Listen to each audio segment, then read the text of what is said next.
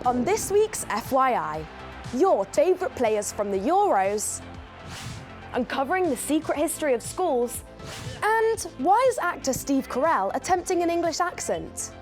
The most important... Oh, I don't know if I can do it. First up, it's been just over a week since the general election, when adults voted for who they wanted to run the UK. An overwhelming majority chose the Labour Party, meaning their leader, Sir Keir Starmer, became the new Prime Minister. Under-18s couldn't vote, but that didn't stop thousands of you having your say in a huge mock election in England and Wales called Our Generation, Our Vote. But how did the results of these two very different elections compare? Did you vote for the same parties as the adults? Well, we've been analysing the results. First up, the mock election. The Labour Party won this with almost 32% of your votes, followed very closely by the Green Party with 29%. The Liberal Democrats, Reform UK and the Conservatives made up the rest of the top 5. Now let's compare that with how the adults voted in the real thing. Labour won seats for 412 MPs in the House of Commons, taking almost 34% of the votes. The Conservatives were second with 121 MPs and just under 24% of the votes. The Liberal Democrats came third, with the Scottish National Party and Sinn Féin making up the top 5. In contrast to the mock election, Reform UK were in 7th place. They got 5 MPs, and the Green Party were 9th with 4 MPs. So, although the order of the parties is quite different between the two elections, the actual winner was exactly the same, with the Labour Party coming out on top. Some of the differences are down to what's called the first-past-the-post system in the real election. It means only the winning party in each area gets an MP in Parliament. For instance, the Greens got a lot of votes, but in the areas they came second, they didn't get anything for it. Now to this week's fake news or fact. According to reports that we've seen, hippopotamuses can actually fly. Researchers at the Royal Veterinary College in London apparently found that, although hippos are one of the heaviest animals on Earth, they can actually fly through the air. But is this fake news or fact? Find out later in the show. If you've been gripped by the Euros, then you'll know all too well that the final is on Sunday, and it promises to be an absolute epic. Thanks to Ollie Watkins' superb last-minute strike, England beat the Netherlands to book their place in Berlin, where they will face Spain. We caught up with some footy fans to get their reactions, and to find out who they've enjoyed watching over the last 4 weeks. England have won the semi-finals, which means we're in the final. Is it finally coming home? Come on, England! We've won! One big game left. No pressure, but the game of your lives. I just have to say I'm pretty well done and smash it in the finals. What an achievement. I mean, to have come that whole way through the competition and to get into the final 2 teams in Europe. Can it come home? Fingers crossed. Come on, England. Let's go, have it, England! My top player from the Euros, Jude Bellingham. Jude Bellingham, the way he's been playing in the tournament so far is just... He saved England time and time again, and he has caused defenders nightmares. That 95th minute goal to save England and get them through was amazing. My top player is probably Saka in the Euros because of how much energy he has in the game. Kobe Mainoo, he's just an excellent player and very young player as well. Harry Kane never wanted to let us down in penalties. And Ollie Watkins, what a goal! DeMarco, because he plays left back and I play left back, and he's kind of shown me a different, interesting way to play defence. Defenders can attack and attackers can get back and help defend too.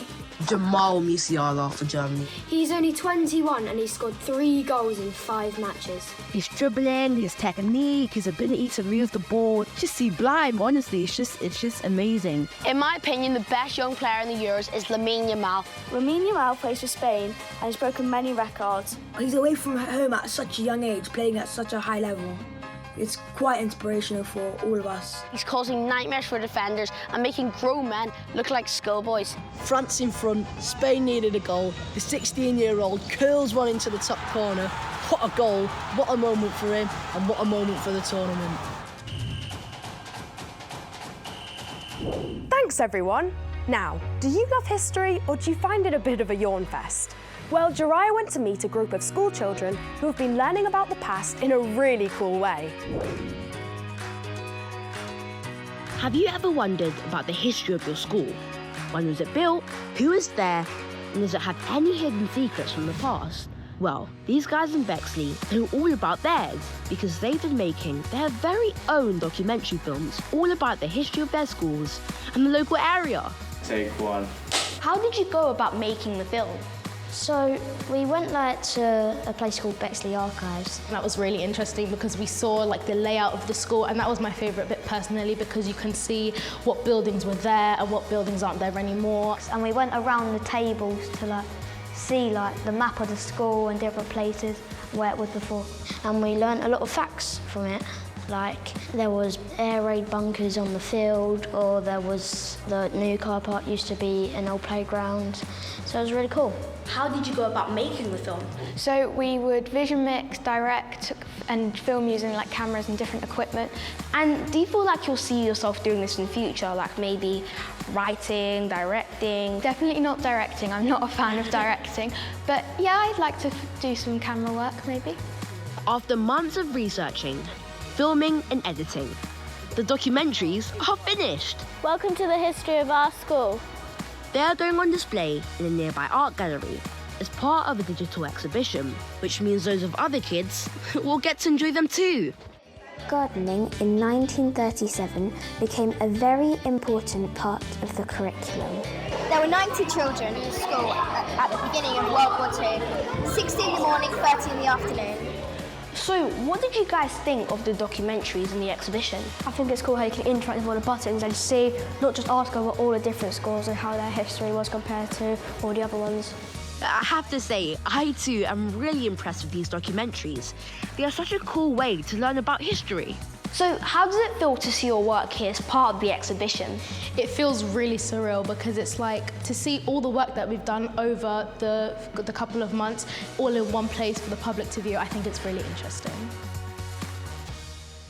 There's been lots of sports in the news lately, but this story really stood out. US basketball team, the LA Lakers, recently signed a new player. Now, that might not sound like a big deal until you hear that it's Bronny James, the son of NBA legend LeBron James, who also plays for the same team. It's the first time in NBA history that a father and son duo have played in the same team together. Good luck, Bronny. We hope you can keep up with your dad. Or maybe that should be the other way round. Now, from superstar athletes to awesome actors, Thomas recently got the chance to meet up with famous funny man Steve Carell and chat about all things Gru in the latest Despicable Me movie. The supervillain turned family man is back, but so is the criminal mastermind Maxime Lamau, who escapes from prison to get revenge. I'm coming for my revenge, Gru! And in other news, we welcome a new addition to the family, Gru Jr. There's my boys! You've got kids yourself, don't you? So I do, yeah. How would they describe you as a dad? Would they describe you similar to Gru? I wonder if I answered this question, yes, my parenting style is exactly like Gru's, what you would think of as me in as losing a a baby to a villain. Yeah. Have you done that before? And that's what this was all based on. All of these Despicable Me movies are all based in reality. You've got to be kidding! British cinema bosses have said that the cinema industry has been in a bit of a crisis recently because of the pandemic, streaming movies at home, cost of living, things like that. Do you think there's a future in going to the cinema? Do you want me to look into the camera when I say it? Sure. I think there is a future to cinema because I think it's an irreplaceable communal experience. And people love popcorn and candy.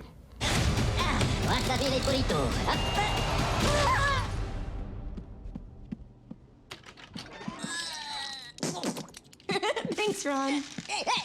So let's say you went into hiding in the UK and you had to change everything about you, like Gru. For your own safety, you'll all be assuming new identities. New identities? Is that really necessary? And you had to get clued up on some English words that you don't use in the US. I'm going to list you some words, and I want you to tell me what the American word is. All right? Okay. Jam. Jelly. Yes. What about the boot of a car? Oh, that's the trunk. Yeah, they're correct. Nappy. Nappy? Yeah. Napkin. Oh no, you take a nappy. And the last one, you'll need these if you live here. Wellies. Jam. All right, settle down. One of my favourite scenes in the movie is where Gru is on a heist and ends up tranquilizing himself. I drank myself! And I thought it would be a laugh to see Steve voice this scene, but with a British accent. The most important... Oh, I don't know if I can do it. The most important part of the heist is being aware of potential danger. That's good. Yes. Suddenly, the honey badger jumps on Gru. The tranquilizer dart flies into the air and injects itself into Gru's bum. Yeah! I drank myself! And finally, Steve wants to give me a voicing Gru masterclass. Ready? Assemble the minions! Assemble the minions! I am going to steal the moon! I'm going to steal the moon! Oh, Lucy, look at the kids. They're adorable. Oh, Luce. Steve, thank you so much. Despicable Me 4, thank you. Thank you. Nice one, Thomas. So, what did you make of the story about flying hippos? Well, it's fake. Researchers at London's Royal Veterinary College did recently discover that when hippos run flat out, their legs leave the ground for up to 0.3 of a second, which is different to elephants, the heaviest land animals. They never leave the ground. But gliding through the air for a fraction of a second when running is not technically flying. And actually, there are many animals that do the same, including horses, and even us humans, of course. And that's about it for this week, but we've got everything crossed that England can bring home their first major trophy in a generation against Spain. Come on, England!